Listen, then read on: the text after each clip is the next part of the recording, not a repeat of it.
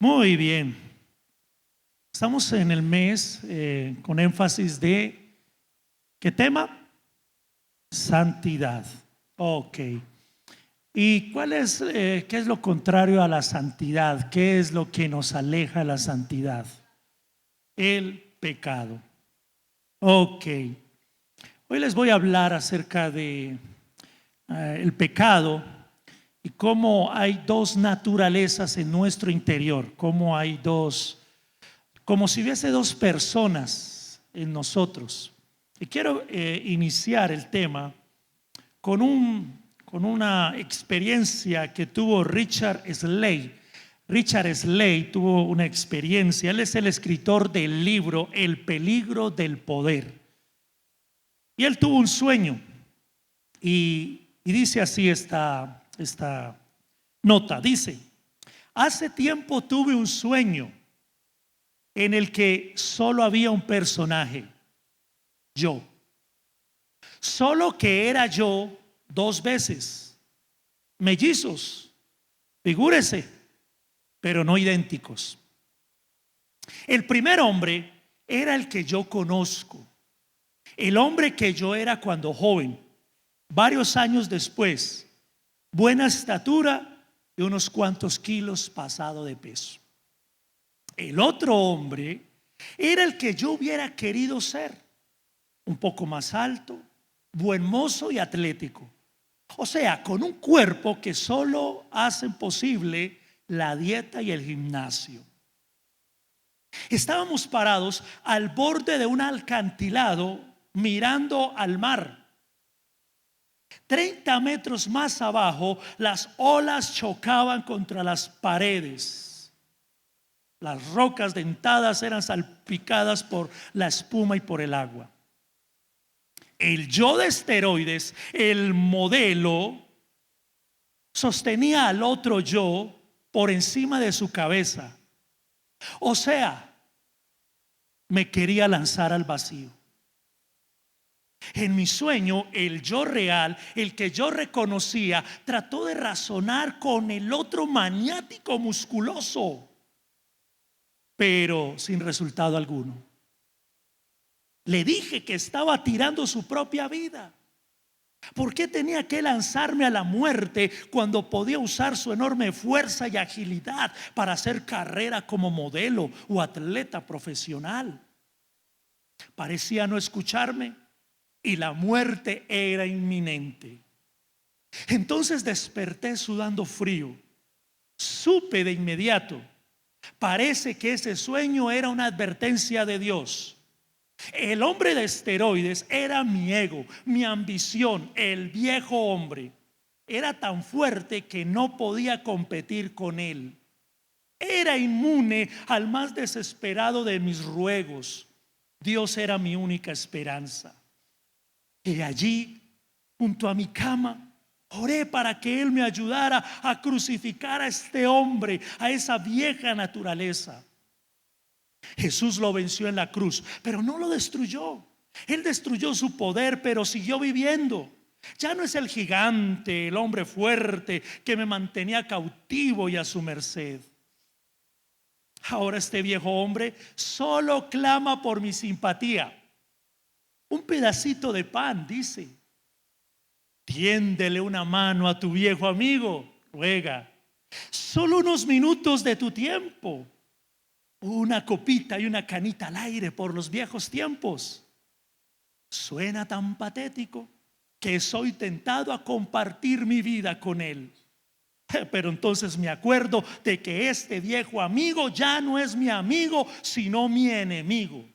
Es mortal, que toma su vida de la mía con una determinación deliberada: llevarme cautivo y destruirme. Le doy la espalda por la gracia de Dios y con su ayuda voy a aniquilar a este ególatra. Voy a negar su ambición malvada día tras día y así lo declararé muerto. ¿Qué tal la experiencia de este hombre, Richard Slade? Y él habla precisamente en su libro de esa lucha y de esa batalla que libra todo cristiano, y no importa si es líder, pastor. Incluso el libro El peligro del poder está muy dedicado, muy encaminado a hablar o a contar historias de siervos de Dios que han caído, para revelar o reflejar que son humanos comunes y corrientes, propensos a fallar y que pueden también pecar como cualquier otra persona. Y es que el cristiano vive esta batalla al iniciar su vida espiritual. Antes estaba muerto, antes pecaba y era normal. Pero cuando acepta a Cristo y recibe la palabra del Señor, algo, por supuesto, se despierta la vida espiritual, la vida con Dios.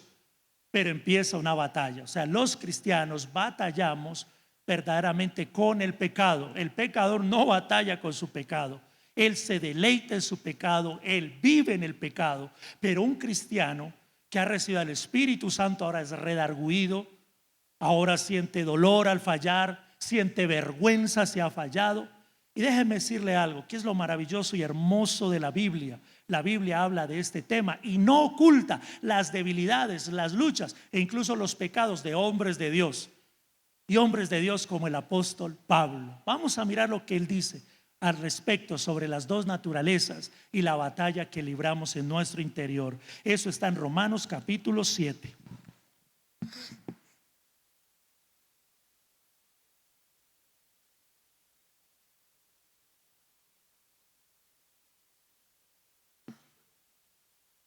Romanos capítulo 7, versos 14, dice así: porque sabemos que la ley es espiritual, mas yo soy carnal, vendido al pecado. Porque lo que hago no lo entiendo, pues no hago lo que quiero, sino lo que aborrezco, eso hago. Y si lo que no quiero, esto hago, apruebo que la ley es buena. De manera que ya no soy yo quien hace aquello, sino el pecado que mora en mí. Y yo sé que en mí, esto es en mi carne, no mora el bien. Porque el querer el bien está en mí, pero no el hacerlo. Porque no hago el bien que quiero, sino el mal que no quiero, eso hago. Y si hago lo que no quiero, ya no lo hago yo, sino el pecado que mora en mí. Así que queriendo yo hacer el bien, hallo esta ley, que el mal está en mí. Así que, porque, el verso 22, porque según el hombre interior, me deleito en la ley de Dios, pero veo otra ley en mis miembros, que se revela contra la ley de mi mente y que me lleva cautivo a la ley del pecado que está en mis miembros. Verso 24, miserable de mí, ¿quién me librará de este cuerpo de muerte? Vamos a darlo hasta ahí. Pablo abre su corazón, desnuda su alma y habla de la misma esencia de la situación humana. Sabía lo que estaba bien y quería hacerlo. Sin embargo, por alguna razón no podía hacerlo. Sabía lo que estaba mal y lo último que quería era hacerlo. Sin embargo, lo hacía. Se dio cuenta que tenía una naturaleza dividida, como si hubiera dos personas en su interior y que luchaban entre sí. Incluso él escribe en Gálatas 5:17, muy claramente se refiere a este tema cuando dice: porque el deseo de la carne es contra el espíritu y el del espíritu es contra la carne, y estos dos se oponen entre sí para que no hagáis lo que quisierais. Es decir, a veces ni somos buenos pecadores, ni somos buenos cristianos, ni buenos. O sea, de ahí que muchos, por eso tanta gente vuelve atrás, renuncia a seguir a Cristo, porque no quieren vivir esa lucha, esa batalla. Pero la Biblia nos habla de una batalla, dice que debemos luchar contra el pecado. O sea, hay que entender que vamos a luchar, que vamos a batallar, queriendo hacer el bien, pero con una ley, la ley del pecado en nuestros miembros, que quiere hacer lo malo, que le gusta hacer lo malo, que está habituado a lo malo, que se deleita en el pecado. Mire lo que dice Séneca, un filósofo romano de aquella época, dijo: los hombres odian sus pecados y al mismo tiempo los aman. Y Ovidio, el gran poeta latino, escribió: veo las cosas mejores y las apruebo, pero sigo las peores. En cada uno de nosotros hay un entendimiento de saber lo que está bien y lo que está mal. Todos lo sabemos. Sin embargo, algunos prefieren seguir lo malo. Los judíos conocían muy bien esta situación, esta batalla, esta lucha, esta batalla dual del hombre. Ellos enseñaban que el ser humano, que en él hay dos naturalezas. Ellos llamaban a esto Yetzer Hatov y Yetzer Hara, que significa tendencia al bien y tendencia al mal. Incluso creían que Dios nos creó así, con un impulso para lo bueno y un impulso para lo malo. Y de ahí viene el argumento, según esa creencia: ¿por qué Adán y Eva pecaron si eran buenos e inocentes, sin saber el bien y el mal? Algunos lo llaman voluntad, libre albedrío, pero ellos lo llaman impulso, un impulso, o sea, una tendencia a hacerlo bien, pero a lo bueno, pero también naturalmente una tendencia a hacer lo malo o a decidir qué camino tomar. Y por eso el Señor le dice: bueno, ahí está el fruto, no lo comas. O sea, el hombre tiene esa capacidad, esa autoridad de decidir qué camino tomar. Había ciertas cosas que guardarían al hombre de caer en el impulso malo, y una de ellas era la ley. Dice: por eso llegó la ley. Pensaban que Dios decía: yo he creado para ti el impulso y he creado para ti la ley como antiséptico. Si te ocupas de la ley, no caerás en el poder del mal impulso. Entonces ellos decían: ocúpate de las cosas de Dios y especialmente de la ley, para que no sigas lo malo. Ellos están hablando de la batalla entre la voluntad y la razón. Cuando ataca el mal impulso, el deseo, los judíos creían que la sabiduría y la razón podían derrotar ese mal impulso. Es decir, aunque el cuerpo quiere hacerlo, ellos decían: bueno, no, yo voy a ser sabio, yo voy a someterme a la ley del Señor y no lo voy a hacer. Es especial porque Pablo dice en Romanos 8, 6, 7: porque el ocuparse de la carne es muerte, pero el ocuparse del Espíritu es vida y paz.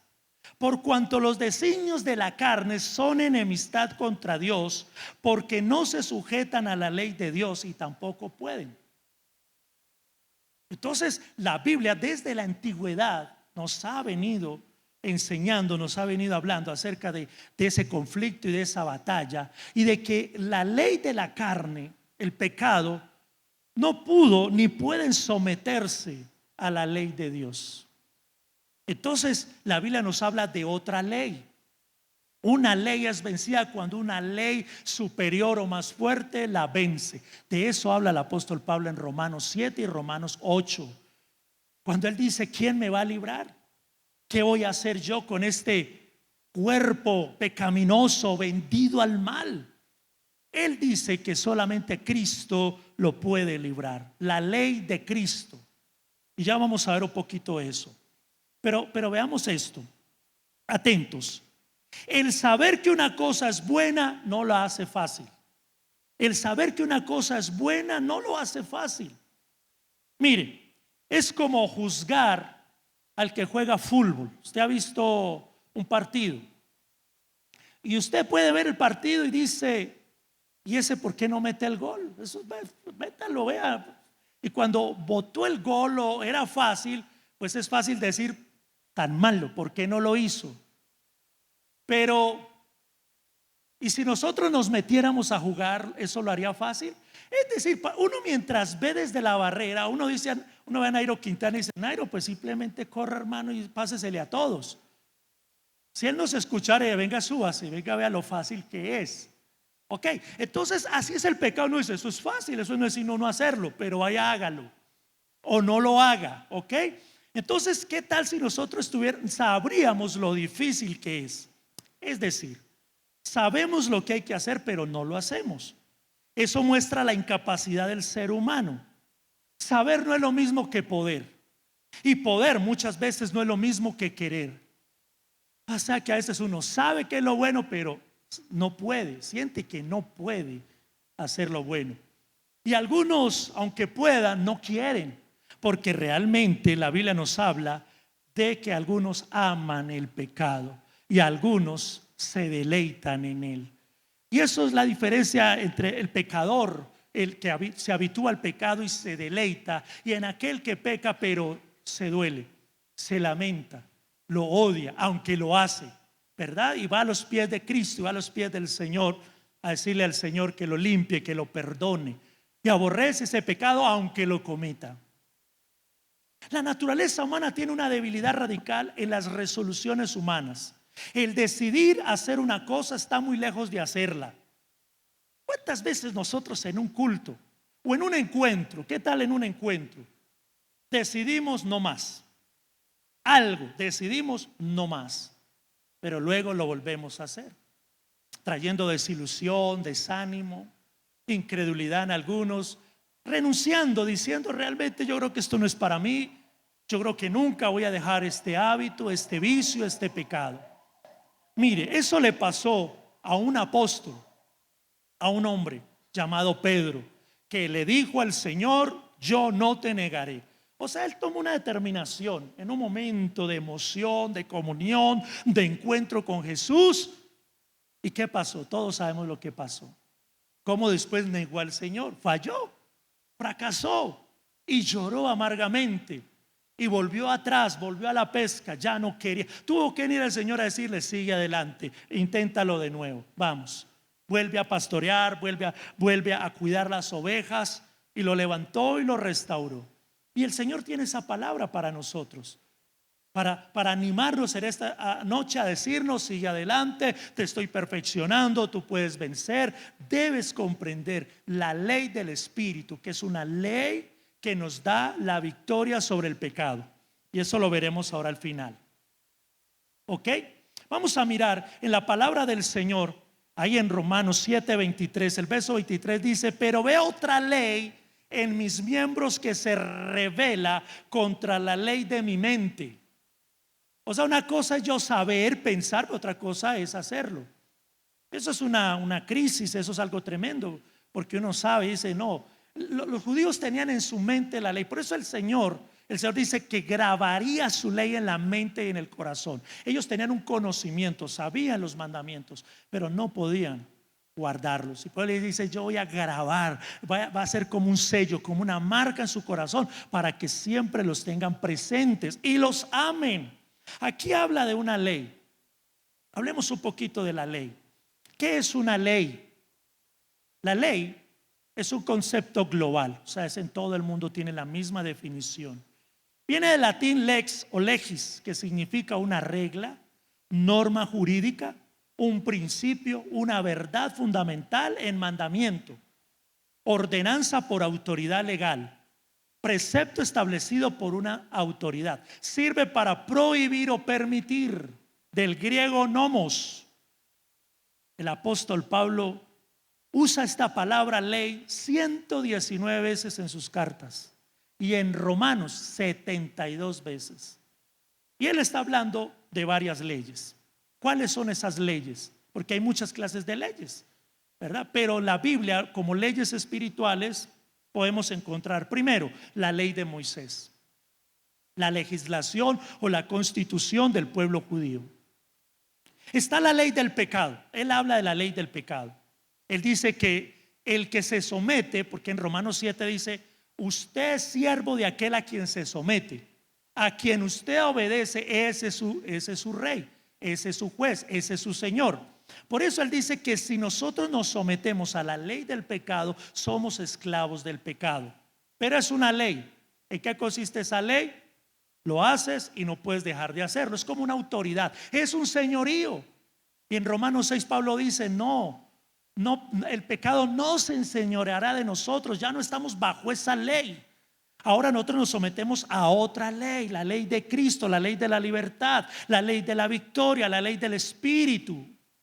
Pero algunos no se someten. ¿Por qué? Porque no han recibido, no han aceptado esa ley de Cristo en sus corazones. Y aunque estén siguiendo a Cristo, todavía hay esclavitud. La ley de la mente, ahí lo que leíamos en Romanos 7:23, nos dice que hay una ley en mi mente, los pensamientos pecaminosos. Todo comienza con la mente. Por eso la Biblia nos habla de renovar la mente. En Efesios 4:22 dice: en cuanto a la pasada manera de vivir, despojaos del viejo hombre, que está viciado conforme a los deseos engañosos. Y 23, renovaos en el espíritu o actitud o pensamiento de vuestra mente. Ok, entonces hay una ley. Cuando no podemos dominar los pensamientos, mire, hay una gran verdad. Es una ley tan cierta la de la mente, que lo que usted piensa, lo que usted tiene en su mente, tarde o temprano lo va a hacer.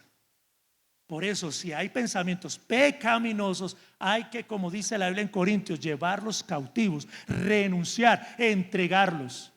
Porque cuando es una ley de la mente, está a un paso de hacerlo, porque está controlando su pensamiento. Y lo que controla su pensamiento controla su voluntad, controla sus deseos. En la Biblia, la mente y el corazón están unidos, es la misma cosa.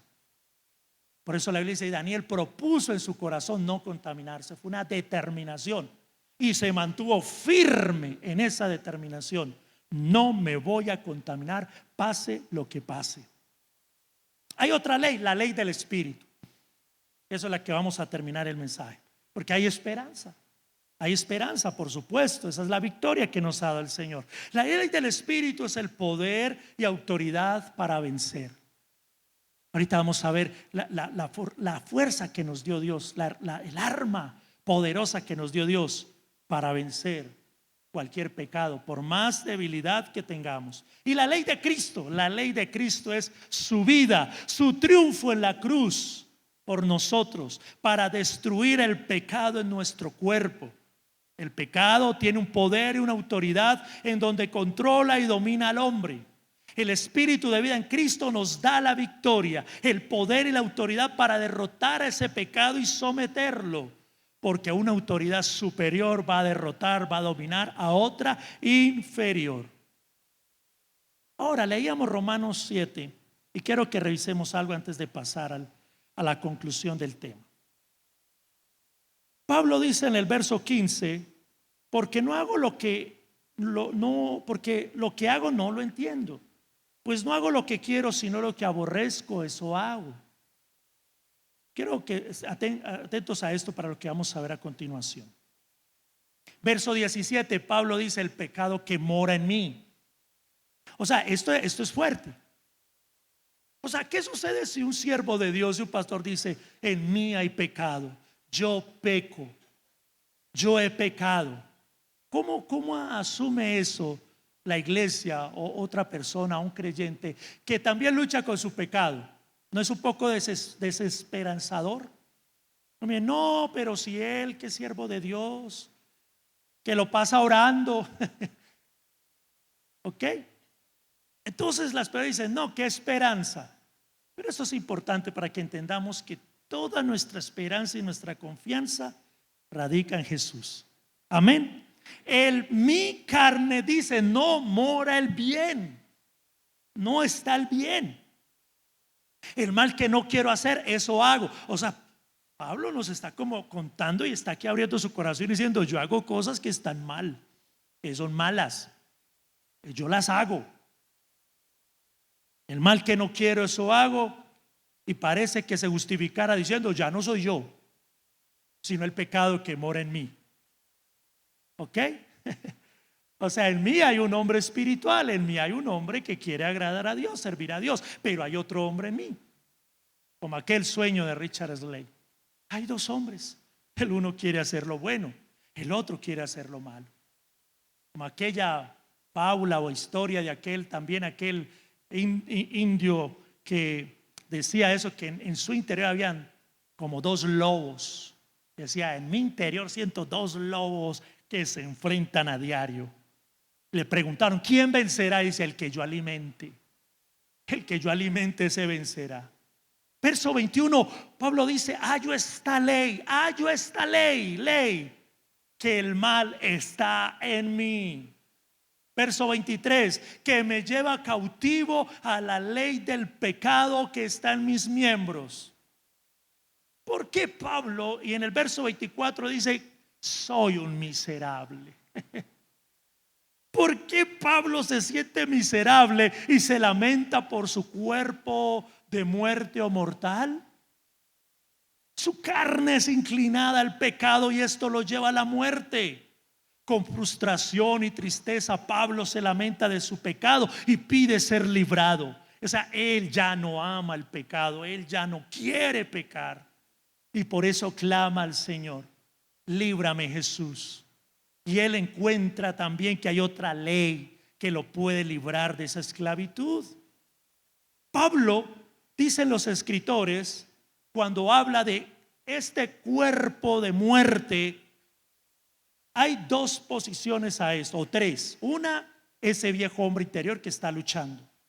Otra, Pablo podría estar haciendo referencia al soldado que saca sobre sus hombros al compañero herido de muerte.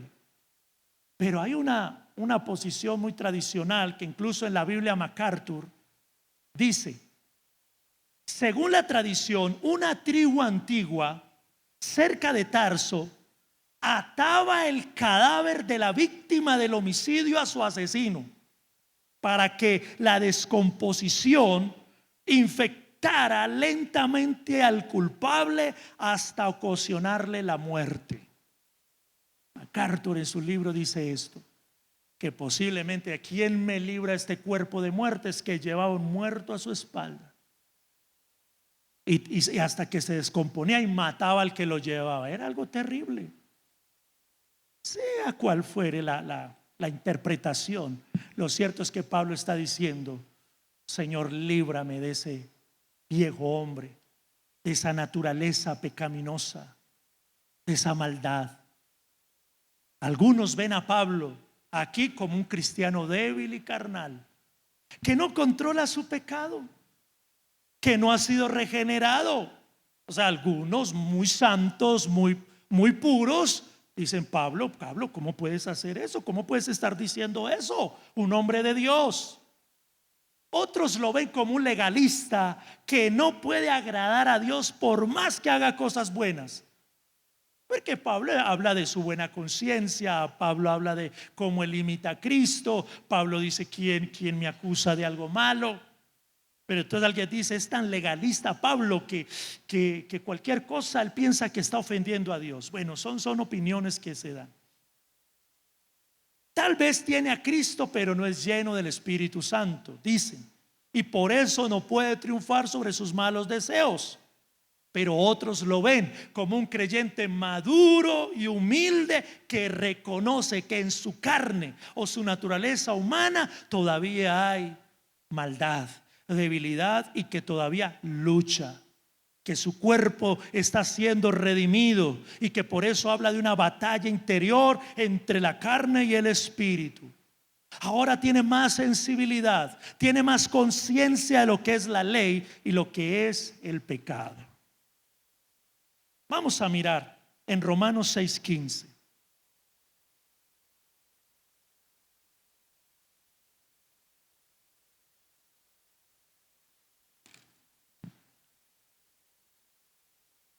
Dice aquí la escritura, ¿qué pues? ¿Pecaremos porque no estamos bajo la ley, sino bajo la gracia? En ninguna manera. ¿No sabéis que si os sometéis a alguien como esclavos para obedecerle, sois esclavos de aquel a quien obedecisteis, sea de pecado para muerte o sea de la obediencia para justicia? Pero gracias a Dios que aunque erais esclavos del pecado, habéis obedecido de corazón a aquella forma de doctrina a la cual fuisteis entregados. y libertados del pecado vinisteis a ser siervos de la justicia. Hablo como humano por vuestra humana debilidad, que así como para iniquidad presentasteis vuestros miembros para servir a la inmundicia y a la iniquidad, así ahora para santificación presentad vuestros miembros para servir a la justicia. Porque cuando erais esclavos del pecado, erais libres de la justicia. Pero ¿qué fruto teníais de aquellas cosas de las cuales ahora os avergonzáis? Porque el fin de ellas es muerte. Mas ahora que habéis sido libertados del pecado y hechos siervos de Dios, tenéis por vuestro fruto la santificación y como fin la vida eterna. Porque la paga del pecado es muerte, mas la dádiva de Dios es vida eterna en Cristo Jesús, Señor nuestro. Qué especial. Pablo dice esto en Romanos 6 y luego viene Romanos 7, que fue lo que hablamos. Pareciera una contradicción, ¿cierto? Porque Pablo en Romanos 6 habla de no pecar, porque estamos ahora bajo la gracia y de que somos libres. Viene Romanos 7 y dice, pero yo hago el mal que no quiero. Pero no es eso. Pablo sencillamente quiere llevarnos a la respuesta, a la solución, a la esperanza. Y él muestra, dice, hay una batalla, hay una lucha, pero hay esperanza y hay victoria. La cosa termina así. Romanos 7, verso 24, 25 dice, miserable de mí, ¿quién me librará de este cuerpo de muerte? Del cuerpo pecaminoso, del cuerpo que se pudre, que se daña, que va cautivo, que va a la condenación. Verso 25, gracias. Diga conmigo, gracias. Fuerte, gracias. Damos a Dios por Jesucristo, nuestro Señor. Así que yo mismo con la mente sirvo a la ley de Dios, mas con la carne a la ley del pecado. Siga leyendo el 8. Ahora pues, ninguna condenación hay para los que están en Cristo Jesús, los que no andan conforme a la carne, sino conforme al Espíritu. Porque la ley del Espíritu de vida en Cristo Jesús me ha librado de la ley del pecado y de la muerte. Porque lo que era imposible para la ley, por cuanto era débil por la carne, Dios, enviando a su Hijo en semejanza de carne de pecado, y a causa del pecado condenó al pecado en la carne, para que la justicia de la ley se cumpliese en nosotros, que no andamos conforme a la carne, sino conforme al Espíritu. ¿Y qué es vivir, hermanos? ¿Qué es andar conforme al Espíritu? Mire cómo empieza todo, cómo comienza todo. Verso 5, porque los que son de la carne piensan en las cosas de la carne. ¿Se da cuenta? Todo empieza en la manera de pensar. Por eso la Biblia, también Pablo dice en Romanos 12, no os conforméis a este siglo, sino transformaos por medio de la renovación de vuestro entendimiento, para que comprobéis cuál es la buena voluntad de Dios. ¿Quiere usted saber si es carnal o espiritual? Usted lo sabe. Lo define su manera de pensar, sus pensamientos. Los que son de la carne piensan en las cosas de la carne, pero los que son del Espíritu en las cosas del Espíritu. Porque el ocuparse, que era lo que creían los judíos, usted puede vencer los malos deseos si se ocupa de la ley, si se ocupa de la escritura. Y tiene mucha razón. Y Jesús, ¿cómo venció la tentación? Cuando el diablo vino y vio que él tenía hambre. Cuando hay hambre hay un impulso natural por comer. Y así es el pecado, hay un impulso, hay un deseo. Y Jesús tenía hambre y el Satanás dijo, tiene hambre. O sea, su naturaleza humana es inclinada en este momento a comer. Tiene, llamémoslo debilidad, llamémoslo en ese sentido. Porque cuando uno tiene hambre, pues uno se rinde ante un pastel de chocolate. Imagínense cómo cuando uno tiene hambre, un pan seco viejo sabe rico, ¿sí o no? Cuando tiene hambre todo le sabe rico. Cuando uno lleva, la pastora que aquí está me contaba en estos días de ese día que tuvo tanta sed, ¿verdad? ¿Y qué le tocó tomar, pastora? Un jarabe. No había agua, no encontraba agua. Y esa sed tan horrible, pues jarabe, ¿sí o no? Jarabe, porque era lo único que había así líquido. ¿Cómo sería la sed? ¿Se da cuenta? Entonces, cuando hay hambre, hay momentos que hay tanta debilidad que el pecado usted lo ve delicioso, sabroso, apetitoso, y usted dice: lo agarro, lo tomo, lo como, bueno, lo que sea. Por eso hay que ocuparse del Espíritu, llenarse de Dios. Y es lo que el apóstol está diciendo: el ocuparse de la carne es muerte, pero el ocuparse del Espíritu es vida y paz. Por cuanto la mente carnal es enemistad contra Dios, porque no se sujeta a la ley de Dios. Y no puede. Y los que viven según la carne no pueden agradar a Dios. Mas nosotros no vivimos según la carne, sino según el Espíritu. Si es que el Espíritu de Dios mora en vosotros. Y si alguno no tiene el Espíritu de Cristo, no es de él. Pero si Cristo está en vosotros, el cuerpo en verdad está muerto a causa del pecado, mas el Espíritu vive a causa de la justicia. La batalla aquí, la lucha que libramos es: Cristo venció el viejo hombre, el pecado. Y la clave aquí es declararlo muerto. O sea, no dejar que se levante, no alimentarlo. Si nosotros dejamos lo del Espíritu, que es la oración, la palabra, la adoración, si damos lugar a los pensamientos, a los deseos, dice la Biblia: todo lo que hay, deseos de los ojos, deseos de la carne, la vanagloria de la vida, no provienen del Padre sino del mundo. ¿Por qué somos tan débiles? ¿Por qué caemos? ¿Por qué caemos constantemente? Porque no nos hemos ocupado del Espíritu. Pero si nos ocupásemos del Espíritu, tendríamos fuerza, poder y autoridad, y podríamos vencer cualquier tentación. Porque aquí luego Pablo dice que en Cristo somos más que vencedores. Termina el capítulo 8 hablando de eso, que en Cristo podemos vencer. Pero algunos no experimentamos en algún área de nuestra vida esa victoria. Entonces a veces nos desanima, nos desconcierta, nos causa vergüenza, y eso lo aprovecha el enemigo para decirnos: no puedes orar, Dios no te escucha porque has fallado y has pecado. No le prediques a esa persona, tú no tienes autoridad para hacerlo. No ores por ese enfermo, que el Señor no te va a respaldar porque tú estás en pecado. ¿Alguien me está escuchando y sabe de qué estoy hablando? ¿Se ha sentido así en algún momento? Gracias, una persona. El resto no. Bendito sea el Señor. Que sigan así en santidad, en victoria en el Espíritu. Bueno, tiempo se ha ido y queremos orar un momento. ¿Y sabe qué? Les recomiendo leer todo Romanos capítulo 8. Romanos capítulo 8. Y leamos el 26. Luego usted va a leer todo el capítulo y lo va a estudiar.